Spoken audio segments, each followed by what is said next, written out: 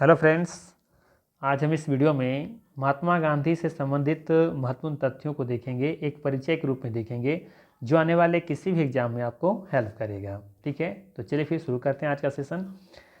सबसे पहले हम देखेंगे महात्मा गांधी का पूरा नाम क्या था। तो ध्यान रखना है, महात्मा गांधी का पूरा नाम मोहनदास करमचंद गांधी था। ठीक है, ध्यान रखना है, महात्मा गांधी का पूरा नाम मोहनदास करमचंद गांधी था, जबकि उनके पिता का नाम करमचंद गांधी था। ठीक है, तो ध्यान रखना है यहाँ पे उनका माता का नाम क्या था, पुतलीबाई। इनका जन्म कब हुआ था, तो इनका जन्म हुआ था 2 अक्टूबर 1869 को। ठीक है, ये भी ध्यान रखना है। स्वच्छता दिवस 2 अक्टूबर से ही मनाया जा रहा है, ध्यान रखिएगा। ये बनाने की ये स्वच्छता जो दिवस है, ये 2 अक्टूबर 2014 से ये प्रारंभ किया गया था। तो ध्यान रखना है, स्वच्छता दिवस कब मनाते हैं, 2 अक्टूबर को मनाते हैं हर साल। ठीक है, ध्यान रखिएगा। आगे है 30 जनवरी 1948 को इनका मृत्यु होता है, जब गौडसे के द्वारा इनकी हत्या कर दी जाती है। ठीक है, तो ये भी ध्यान रखना है। जन्म स्थान कहाँ है इनका, पोरबंदर, गुजरात में। 1883 में कस्तूरबा गांधी से इनका विवाह हो जाता है। ठीक है, इनके पुत्र कौन कौन हैं, हरिलाल, मणिलाल, देवदास और रामदास। ठीक है, ध्यान रखना है। इनके राजनीतिक गुरु कौन थे, गांधी जी अपना गुरु किनको मानते थे, राजनीतिक गुरु किन्हें मानते थे, तो गोपाल कृष्ण गोखले को मानते थे। ठीक है, और इनके एक प्रमुख शिष्य थे कौन, इंग्लैंड में जन्मी मीराबेन। इनका ये मीराबेन गांधी के द्वारा इनका नाम दिया गया है। वैसे इनका वास्तविक नाम देखा जाए तो ये मैडलिन अस्लेट था। ठीक है, ये ध्यान रखना है। इसके बाद है कानून की पढ़ाई के लिए इंग्लैंड प्रस्थान कब किए थे, 1888 ईस्वी में। ठीक है, कहाँ से, मुंबई से। और इसके बाद फिर ये कानून की डिग्री प्राप्त कब किए, 1891 ईस्वी में। ठीक है, आगे बात करें, अब्दुल्ला के मुकदमे के लिए दक्षिण अफ्रीका गए, कब, 1893 ईस्वी में। 91 में अपना डिग्री प्राप्त करते हैं और 93 में ये दक्षिण अफ्रीका चले जाते हैं अब्दुल्ला के मुकदमा लड़ने के लिए। ठीक है, और उसके बाद दक्षिण अफ्रीका में नटाल कांग्रेस की स्थापना भी करते हैं 1894 ईस्वी में। ठीक है, इसके बाद दक्षिण अफ्रीका में जुलू व बोवर पदक इन्हें मिलता है 1899 ईस्वी में। इसके बाद हम देखेंगे केसर ए हिंद की उपाधि इन्हें दी जाती है 9 जनवरी 1915 को। कब दी गई थी, तो ये प्रथम विश्व युद्ध जब चल रहा था उसी के समय इन्हें केसर ए हिंद की उपाधि दी जाती है 9 जनवरी 1915 को। ये वही डेट है, ठीक है, 9 जनवरी 1915, जब महात्मा गांधी भारत आए थे, अपना पढ़ाई पूरा करके भारत लौटे थे। ठीक है, तो ध्यान रखना है यहाँ पे 9 जनवरी के बारे में कि 9 जनवरी को ये हर 2 वर्ष में, ठीक है, हर 2 वर्ष में मनाया जाता है प्रवासी दिवस। ठीक है, तो ध्यान रखना है क्यों मनाते हैं, क्योंकि महान प्रवासी ये जो आपका महात्मा गांधी थे, देश के स्वतंत्रता संग्राम को नेतृत्व करने के लिए दक्षिण अफ्रीका से भारत लौटे थे। ठीक है, तो ध्यान रखना है यहाँ पे 9 जनवरी को क्या मनाया जाता है, प्रवासी भारतीय दिवस। ठीक है, ये सवाल पूछा जा सकता है, पूछा जाता भी है। ठीक है, प्रवासी भारतीय दिवस कब मनाते हैं, तो ये 9 जनवरी को, इसी दिन महात्मा गांधी भारत लौटे थे और इसी समय इन्हें कैसर ए हिंद की उपाधि दी गई थी। इसी बार कांग्रेस अधिवेशन में प्रथम बार शामिल कब हुए थे ये, तो कांग्रेस अधिवेशन में प्रथम बार 1901 ईस्वी में शामिल हुए थे। कौन सा अधिवेशन था, कलकत्ता अधिवेशन। ठीक है, कलकत्ता अधिवेशन में ये शामिल हुए थे पहली बार। ठीक है, लेकिन अध्यक्ष के रूप में पहली बार ये 1924 में देखे गए थे। ठीक है, यानी कि पहली बार अध्यक्षता कब किए थे इन्होंने, 1924 में बेलगांव अधिवेशन में, जो कि कर्नाटक में है। ठीक है, चलिए आगे देखते हैं। इसके अलावा ध्यान रखना है कि डरबन, जो कि दक्षिण अफ्रीका में है, यहाँ पे फिनिक्स आश्रम की स्थापना करते हैं, कब, 1904 ईस्वी में। ठीक है, फिर सत्याग्रह का प्रथम सफल प्रयोग कब किया था इन्होंने, तो ये सत्याग्रह का प्रथम प्रयोग किया था 1906 ईस्वी में, कहाँ, दक्षिण अफ्रीका में। और जेल जीवन का प्रथम अनुभव इन्होंने कब प्राप्त किया, 1908 ईस्वी में, अर्थात ये पहली बार जेल कब गए, 1908 में गए थे। ठीक है, टॉलस्टॉय फॉर्म की स्थापना इन्होंने कब किया था, 1910 ईस्वी में, जोहान्सबर्ग में, जो कि दक्षिण अफ्रीका में है। ठीक है, तो इसमें ध्यान रखना है, जेल जीवन का प्रथम अनुभव 1908, सत्याग्रह का प्रथम प्रयोग इन्होंने कब किया था, 1906 ईस्वी में, दक्षिण अफ्रीका में। ठीक है, टॉलस्टॉय फॉर्म की स्थापना 1910 में किया गया था इनके द्वारा। महात्मा गांधी का भारत आगमन कब होता है, 9 जनवरी 1915 को। इसीलिए हम बार बार कह रहे हैं कि यहाँ पे कि 9 जनवरी को मनाया जाता है प्रवासी भारतीय दिवस। आगे है साबरमती आश्रम की स्थापना 1915 में इनके द्वारा किया गया था। ठीक है, जब वापस जब पढ़ाई कर पूरा करके लौटे थे, भारत आए थे, तो उसी समय साबरमती आश्रम की इन्होंने स्थापना किया था। ठीक है, देखिए यहाँ पे कांग्रेस अधिवेशन की अध्यक्षता, मात्र एक अधिवेशन जिसमें इन्होंने अध्यक्षता किया था। ठीक है, 1924 के अधिवेशन में, जो कि बेलगांव में हुआ था, जो कि कर्नाटक में स्थित है। ठीक है, इसके बाद ध्यान रखना है महात्मा गांधी के दक्षिण अफ्रीका में सक्रियता जो समय रहता है, कितने समय तक रहते हैं वहाँ एक्टिव रहते हैं, तो 22 साल। ठीक है, इनका एक आत्मकथा है सत्य के साथ मेरे प्रयोग, इन्होंने 1925 में लिखा था। ठीक है, ध्यान रखना है आत्मकथा, जो कि इनका एक आत्मकथा है सत्य के साथ मेरा प्रयोग, जो कि 1925 में इन्होंने लिखा था। नैतिक सिद्धांत इनका क्या है, तो सत्य और अहिंसा पर भी विश्वास करते हैं। ठीक है, हमेशा शुरू से लेकर अंत तक ये सत्य और अहिंसा पर चलने वाले व्यक्ति थे। ठीक है, तो इनका सिद्धांत ही यही था। अखिल भारतीय खादी बोर्ड की फिर स्थापना करते हैं 1923 ईस्वी में।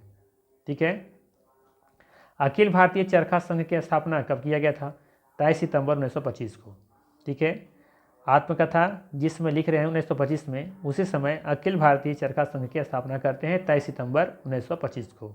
ठीक है, इनके और भी कौन कौन सा पुस्तक हैं जो एग्जाम में पूछा जाता है, तो ध्यान रखना है सत्य के साथ मेरे प्रयोग, जो कि आत्मकथा है, इंडिया ऑफ माई ड्रीम्स, अनासक्त योग, ठीक है, हिंद स्वराज 1909 में आई थी ये, गीता माता, सप्त महाव्रत, गांधी जी की वास्तविक दर्शन व पश्चिमी सभ्यता का विरोध, और सुनो विद्यार्थियों।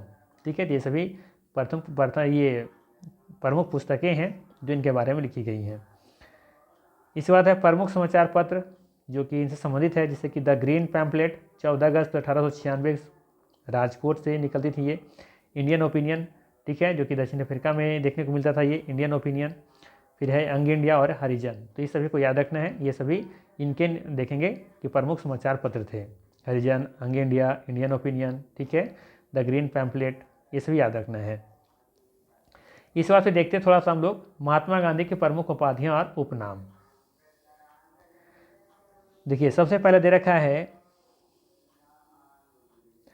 कैसर ए हिंद। कैसर ए हिंद की उपाधि कब दी गई थी, तो ये प्रथम विश्व युद्ध के समय ये दी गई थी, ये ध्यान रखना है। भर्ती करने वाला सर्जेंट, इन्हें कहा गया, कब कहा गया था, प्रथम विश्व युद्ध के समय ही कहा गया था भर्ती करने वाला सर्जेंट। जब देखेंगे कि ब्रिटिश जो युद्ध लड़ रही थी विश्व युद्ध में, तो भारतीयों की तरफ से भारतीय जो पुलिस वगैरह थी उन्हें सपोर्ट कर रहे थे कि जाइए और ब्रिटिश जो भी हैं उनका मदद कीजिए। ठीक है, किन से, भारतीयों से, तो इसीलिए इन्हें भारतीयों का भर्ती करने वाला सर्जेंट भी कहा गया था। रिक्वेस्ट कर रहे थे भारतीयों से कि आप अंग्रेज़ों को मदद कीजिए, सपोर्ट कीजिए, ताकि बाद में चल के थोड़ा सा ये उदारवादी बने और थोड़ा सा कुछ छूट दें या फिर आज़ादी हम लोग को कर दें। इस तरीके से कुछ सोच थी गांधी जी को, इसलिए उन्होंने भारतीयों से रिक्वेस्ट किया था कि जा करके आप प्रथम विश्व में भाग लो, किसके तरफ से, ब्रिटिश जो सरकार थी उधर से जाकर के उनका सपोर्ट करो, तो इसीलिए इन्हें कहा गया भर्ती करने वाला सर्जेंट। फिर है भंगी शिरोमणि। तो भंगी शिरोमणि इन्होंने देखेंगे कि कब कहा गया था, तो दक्षिण अफ्रीका के प्रवास के दौरान इन्हें कहा गया था। फिर है कुली बैरिस्टर, ये दक्षिण अफ्रीका के अंग्रेज मजिस्ट्रेट के द्वारा कहा गया था। कर्मवीर, ये दक्षिण अफ्रीका के सहयोगियों के द्वारा कहा गया था कर्मवीर। सेवाग्राम का संत, ये आश्रम के अतिथियों के द्वारा कहा गया था। ठीक है, आधुनिक युग के आज़ाद शत्रु, आधुनिक युग के आज़ाद शत्रु किन्हें कहा गया, किसने कहा था, ये डॉक्टर राजेंद्र प्रसाद के द्वारा कहा गया था। आधुनिक युग के आज़ाद शत्रु हैं गांधी जी। ठीक है, इसके बाद इन्हें कहा गया था मलंग बाबा। ठीक है, तो ये देखेंगे कि उत्तर पश्चिम प्रांत के कबायलियों के द्वारा इन्हें कहा गया था। ठीक है, ध्यान रखना है। बापू किन के द्वारा कहा गया था, तो ध्यान रखना है जवाहरलाल नेहरू और CF एंड्रूज के द्वारा इन्हें बापू कहा गया था। ठीक है, इन्होंने संबोधन किया था बापू कह के। बाकी देशद्रोही फकीर और एक देखेंगे यहाँ पे अर्धनग्न फकीर, देशद्रोही फकीर और अर्धनग्न फकीर विस्टल चर्चिल ने कहा था, याद रखना है। ठीक है, भिखारियों का राजा किसने कहा था, तो ये पंडित मदन मोहन मालवीय। भिखारियों का राजा किसने कहा था, पंडित मदन मोहन मालवीय। जबकि ये पता होगा ये तो कि राष्ट्रपिता किसने कहा था, ये तो सुभाष चंद्र बोस ने कहा था। ठीक है, वन मैन बाउंड्री फोर्स किसने कहा था, ये लॉर्ड माउंटबेटन ने कहा था। ठीक है, वन मैन बाउंड्री फोर्स। और महात्मा को उपाधि किसने दिया था, तो ये रविंद्रनाथ टैगोर ने दिया था, ये ध्यान रखना है। तो इतने संबंधित हैं। ठीक है, इसके अलावा आपको ध्यान रखना है कुछ इनके द्वारा जो युद्ध ये कह सकते हैं आंदोलन जो किए गए, ठीक है, जिसका नेतृत्व किए थे, उनके बारे में कुछ कुछ जानकारी रहना चाहिए। जैसे आप देखेंगे यहाँ पे इनका जो प्रमुख जो नेतृत्व करने वाले जो किए, ठीक है, उसमें से कौन कौन सा ये आंदोलन था। तो पहला था आपका, ध्यान दीजिएगा, पहला आंदोलन याद रखना है 1917 वाला,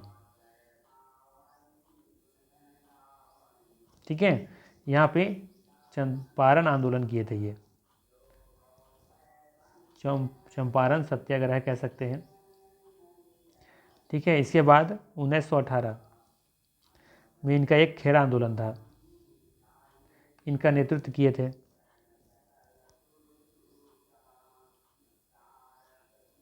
ठीक है। इसके बाद तीसरा याद रखना है 1919 का खिलाफत आंदोलन, खिलाफत आंदोलन। इसके बाद याद रखना है 1920 असहयोग आंदोलन,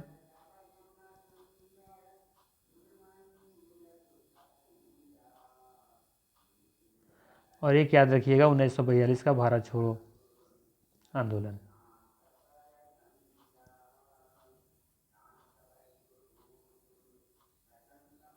ठीक है, तो ये 5-6 आंदोलन जो भी हैं, 5 आंदोलन, ठीक है। तो इसको जरूर याद रखिएगा, यहाँ से सवाल पूछा जाता है, डेट वाइज याद रखना है, ठीक है। तो चलिए फिर, ये था मोस्ट इम्पॉर्टेंट यहाँ पर इम्पोर्टेंट तथ्य गांधी जी के बारे में जो कि जानना जरूरी है, ठीक है। तो चलिए फिर मिलते हैं इसी तरह के नेक्स्ट वीडियो में। Thanks for watching.